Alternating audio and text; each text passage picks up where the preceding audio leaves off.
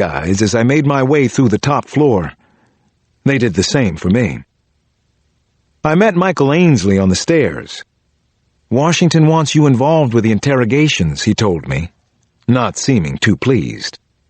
"There are 6 of them. How do you want to handle it?" "Schaefer?" I asked Ainsley. "Anything on him?" "They say he isn't here.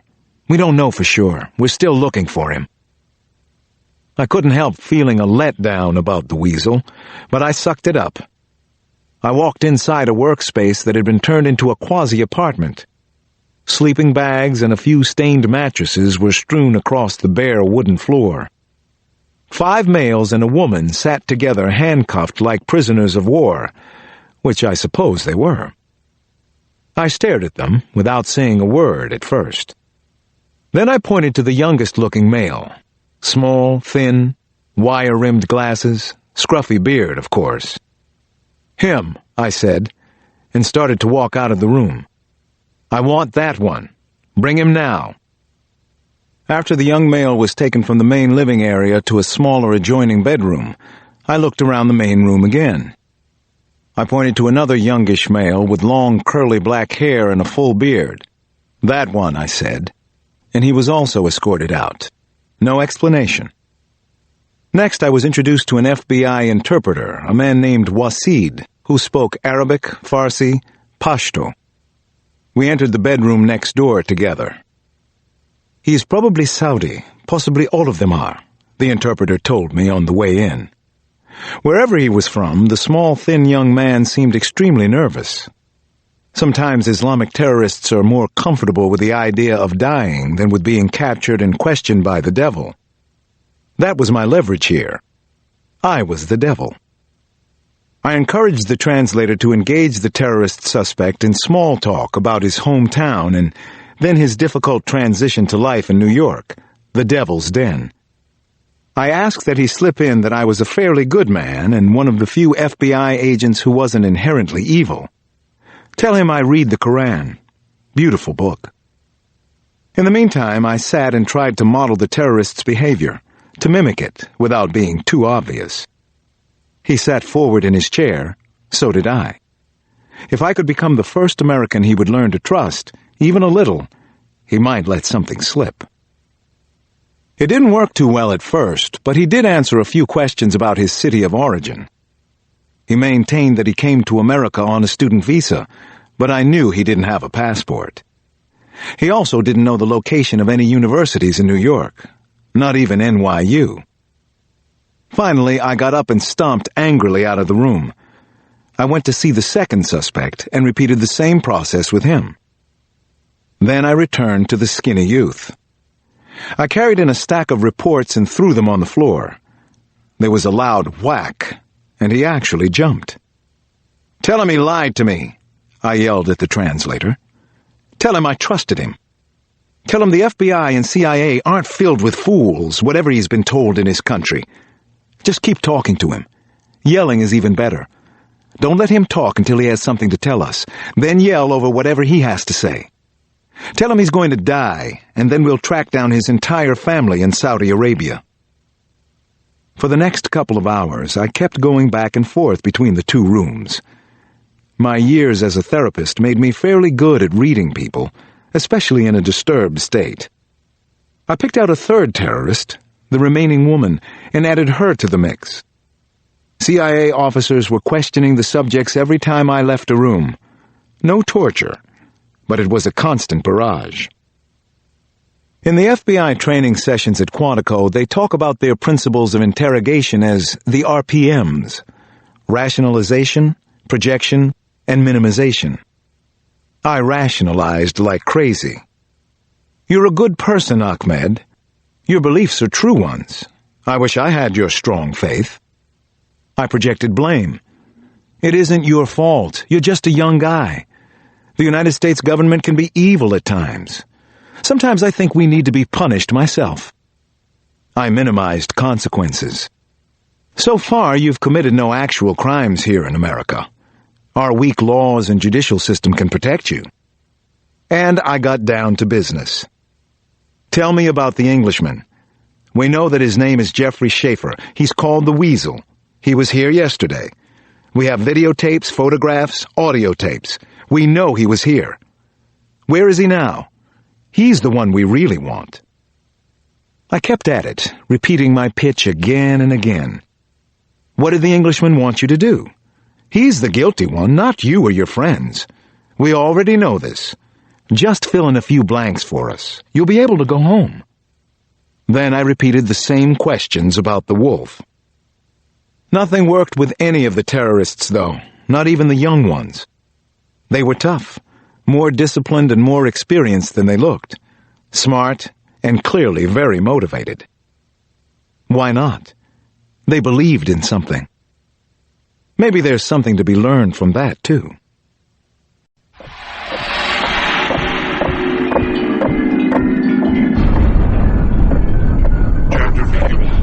Chapter 51.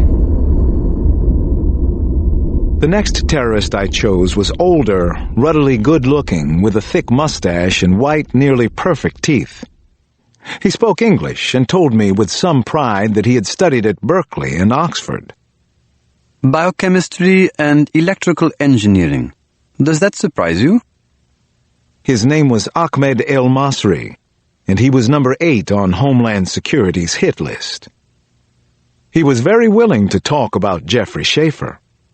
Yes, the Englishman came here. You are right about this, of course. Video and audio tapes don't usually lie. He claimed to have something important he wanted to talk to us about. And did he? El-Masri frowned deeply. No, not really. We thought he might be one of your agents. So why did he come here? I asked. Why did you consent to see him? El-Masri shrugged off my question. Curiosity. He said that he had access to tactical nuclear explosive devices. I winced, and my heart started to beat a whole lot faster. Nuclear devices in the metropolitan New York area? Did he have the weapons? I asked. We agreed to talk with him. We believed he meant suitcase nuclear bombs. Suitcase nukes. Difficult to obtain, but not impossible. As you may know, the Soviet Union built them during the Cold War. No one knows how many or what happened to them. The Russian mafia has tried to sell them in recent years, or so it's rumored. I wouldn't actually know. I came here to be a professor, you see, to look for employment. A shudder passed through me. Unlike conventional warheads, suitcase nukes were designed to go off at ground level.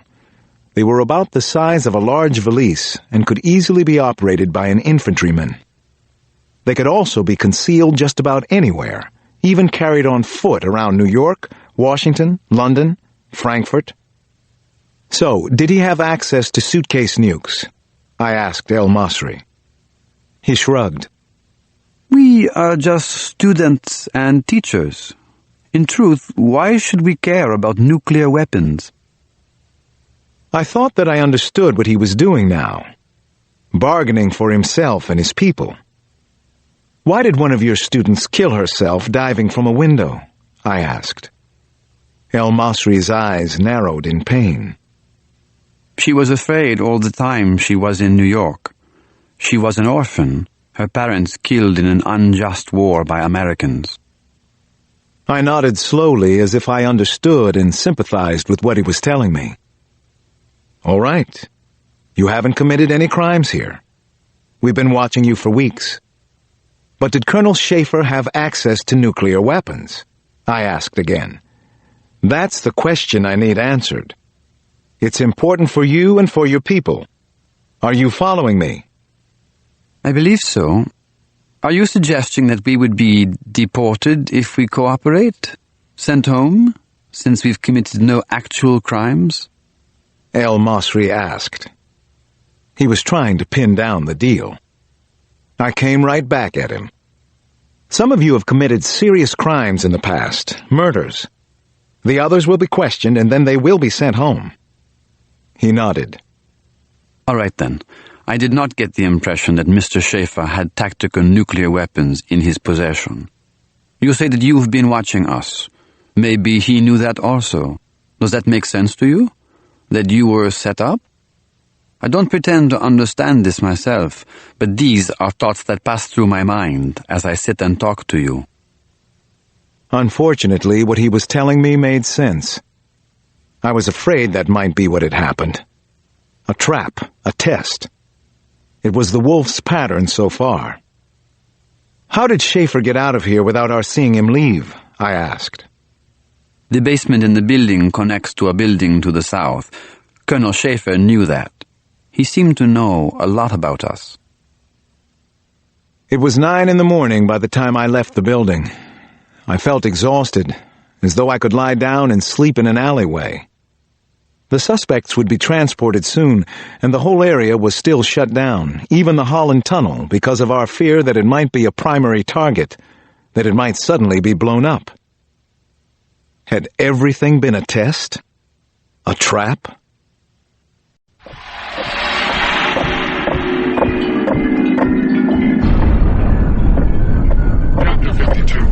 Chapter 52.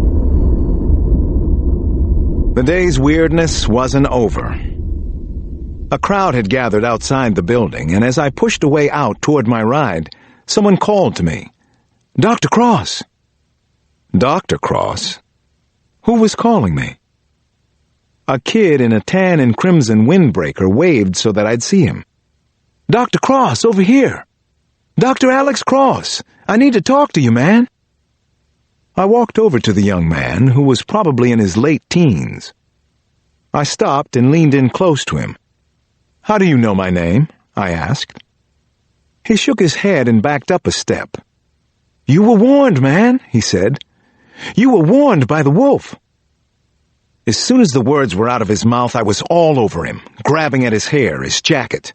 I took him down on the ground in a headlock. I fell on top of him with all my weight.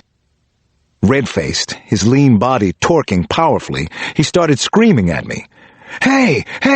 I was paid to give you a message! Get the fuck off me! Guy gave me $100. I'm just a messenger, man! English guy told me you were Dr. Alex Cross. The youth, the messenger, looked into my eyes. You don't seem like no doctor to me.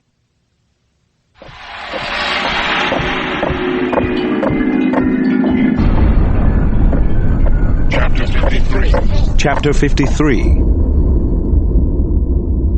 The wolf was in New York. He couldn't miss the big deadline, not for all the money in the world. This was going to be too good, too delicious not to savor. The negotiations were really heating up now.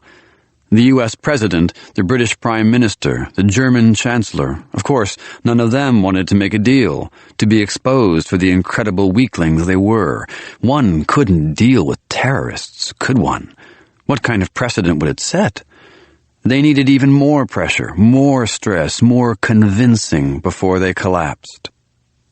Hell, he could do that. He would be only too happy to oblige, to torture these fools. The whole thing was so predictable. To him, anyway. He went for a long walk on the east side of Manhattan, a constitutional. He was feeling at the top of his game. How could the governments of the world compete with him? He had every advantage. No politics, no media pundits, bureaucracies, laws, or ethics to get in his way. Who could beat that? He returned to one of several apartments he owned around the world, this one a stunning penthouse overlooking the East River, and made a phone call. Lightly squeezing his black rubber ball, he spoke to a senior agent from the New York FBI office, one of their top people, a woman. The agent told him everything the Bureau knew so far and what they were doing to find him, which was basically nothing of consequence. They had a far better chance of suddenly finding bin Laden than of finding him. The wolf yelled into the telephone receiver. I'm supposed to pay you for this shit? For telling me what I already know?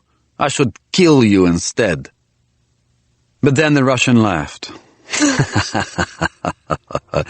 Just a nasty joke, my friend. You bring me good news. And I have news for you. There is going to be an incident in New York.